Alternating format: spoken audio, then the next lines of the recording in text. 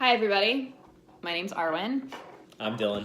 And we founded Larbar Club, which is a writing club in Portland, Maine. And we come to you every week to bring you videos about writing and other fun stuff. So today we're going to be talking about characters. And now there's a lot of different reasons why people have characters in books and stories. Most of them are useless. You should not have characters in anything. Why are you like this? Why? So characters generally, contrary to what Dylan just said, push the plot in some manner. Where there are some stories where the book is just about a character and their journey or their coming of age or the hero's journey or whatever, blah, blah, blah. But what we're going to talk about today is mostly how to write characters and how to make them realistic and real. And compelling, I think. Because if you have, I think you can have, I think it's not necessarily, depending on the type of writing you're doing, having compelling characters is either 100% a requirement, but at least it's never going to be a detriment to what you're writing. Yeah. So. And there's definitely stories that are more plot-driven, but you still need characters that feel real and relatable to, or at least interesting. You know, there's definitely characters, that suck, but I like them, so I want to keep reading. Well, or I don't like them, but like I find them compelling. Well, that's the thing, like, it's not necessarily like, I guess something is to mention is like creating good characters is not about creating likable characters. It's about creating characters that are either realistic enough to be relatable or that service the goal of the work overall, whether that's advancing the plot or highlighting a certain aspect or advancing or exploring something. It's certainly not about the actual, I think, personality traits of a given character. It's more, do they serve their purpose? Is this something that, is this something that people care about, even if what they want to happen is for them to die or whatever, they're a villain, for instance. But I think some of the most successful characters have been characters where you really want them to die. Well, absolutely. It's like, Game that's of sort Thrones of like, anyone. Well, right. It's like that's like the flip side. It's like you have to have a compelling villain. Yeah. Which is challenging, I think. Yeah. So there's a couple different ways to get your character to become real for the reader, and there you can either tell people about your character, so block a text being like, "This is my character," or you can show them how the character is. Well, right. It's like they put in his different scenarios and how they react throughout those scenarios allows you to create a full, fleshed out image of this character. Yeah. I personally like to show characters in dialogue. I feel like dialogue is a really good way to very quickly establish at least a baseline of who your character is. Because if your character is like an asshole and interacts with someone, even if it's like a very quick, like the person's like, "Hey, how are you?" And they're like, "Go fuck yourself." Oh, can I say that on YouTube? I don't know. Anyways, they're going to arrest us. R-rated, 18 and over now, like YouTube guidelines. Then that like very quickly is like, oh, this person is not very friendly, and that is information for your reader. So every time you have a character interacting with like the setting or another character, you have to think of it in terms of like, what is this communicating about this character to my readers? Right. Or whenever I write a scene, I think, how is this informing the plot or advancing the plot? And how is this illustrating my characters? Well, exactly, yeah. And there's some scenes where there isn't a lot of plot advancement, but there is like a fleshing out of the characters. Right. Ideally, it does both, but sometimes some scenes heavily go to one side or the other. Yeah. But it should always do one or the other. Yeah. Because then you don't want your story to drag. Was there, right? I mean, I think it's hard enough to write something that's compelling with forward motion without having anything extra on it. It's like that was earlier at Larbar Club today we were having that same conversation where something was moving along very nicely but there was too much exposition in it, and it actually was much more fluid when you just removed that. It's not about having more.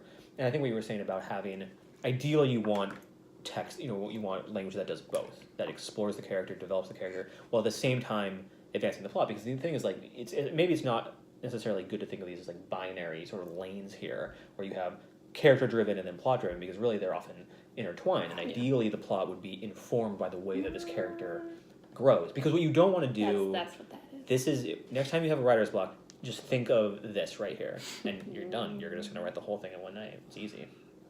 But what you don't want to have happen is you don't want to have a plot where the character's choices feel inconsequential. Like, this thing was just going to happen regardless, and then this character is just sort of floundering about, and things are happening to them. You want some tension.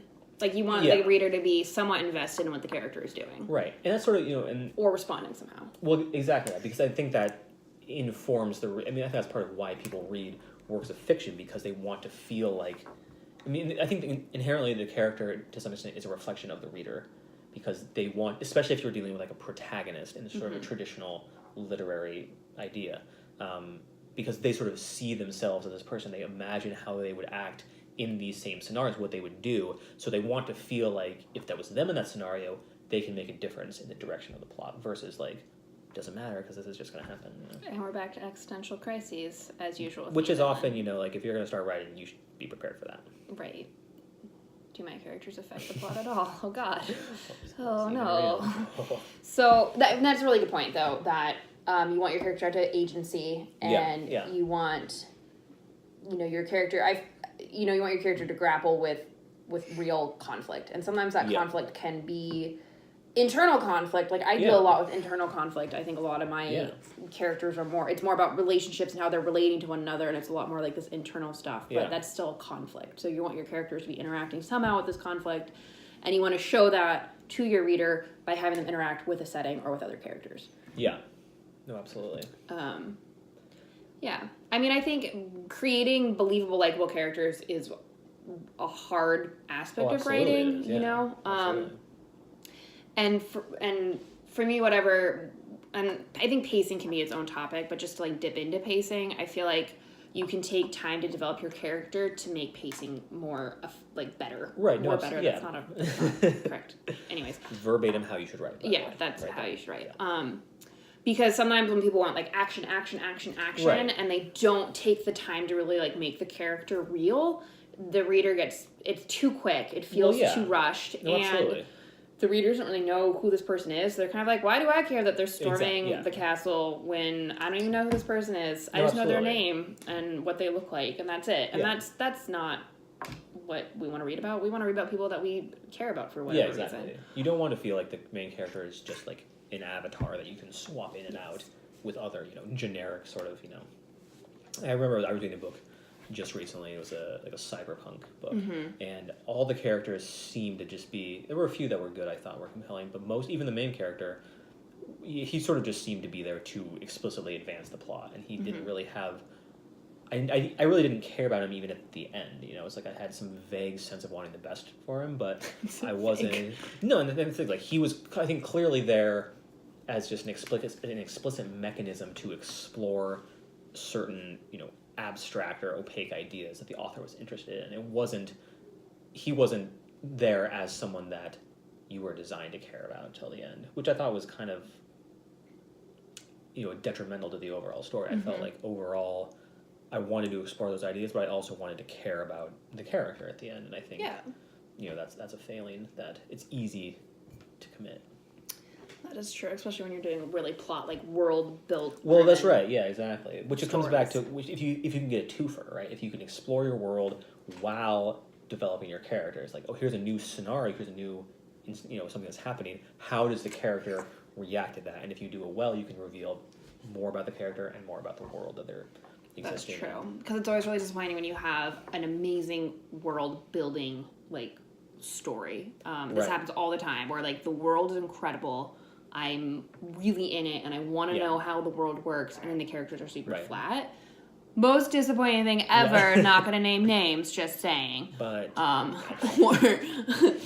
or you have the opposite, where there's, like, really good characters, but, like, they don't really do anything. I fall into that, where I feel like my character's really cool, but, like, sometimes I'm like, do they really do anything? I don't know. I have to, like, insert a plot here, I guess. I think that's honestly probably better, though, because I think that you can have a plot that manifests if you take your character. I mean, I forget who said this advice, but this is sort of canonical writer's advice, is create an interesting character and put them into a difficult situation, and then write what they would do, how they would respond to that. So in order to, you know, I think it's probably easier from a logistical standpoint to complete a work or to create some kind of narrative if you have a well-developed character or set of characters, because then you can just artificially place them into something that's challenging and then say, what would they actually do here? Like, if they're fleshed out enough that you could have a conversation with them. Yeah. Like, hey. The fantasy reader in me is always going to, like, really love weird worlds, though. Oh, like, of course. No, that's not ideally, to say. Ideally, you'd have both. Oh, 100%, you know. But, yeah. So, we are coming up in 10 minutes. We're trying to keep these to 10 minutes because they're getting pretty long, and we don't want that. So the it's next one will be 2 hours, so if you don't watch all of it, then you should unsubscribe immediately. So don't listen to him. I'm the voice of reason. and I say this is going to be about 10 minutes. So and you should subscribe and comment anything you want below and give us some ideas for some topics. Yeah, absolutely. Anything you guys want to hear us talk about, or even books or poems or short stories that you'd like us to read and comment on, we'd be happy to do that as well. That's our favorite thing to do. Absolutely. So do you have any closing thoughts, Arwyn, as the much more experienced character writer, on how to sum it up? Just that if you're going to write a character, you should be as in love with it as you want your reader to be. I think writing, before you start writing, just get intimate with your character. That's one of, when I go to write, I know my character really well. And I don't start writing it until I have a good sense of their personality. I may not know, what they're going to do in the situation I'm about to write about, but I know them well enough to know how to go when I start to write it, if that makes any sense. Absolutely. Yeah. And so that would kind of be my advice. Get cozy with your imaginary friends. And do this quite a bit. Yeah. That's the big takeaway. This is the takeaway. Here. Absolutely. The takeaway, plot, character, do the little plot character dance. Whee. And then you're done. And on that note, A+. Have a good night, everyone. Thanks for watching. Thanks for tuning in. You're great. See you guys next week. Like and subscribe if you enjoyed the video.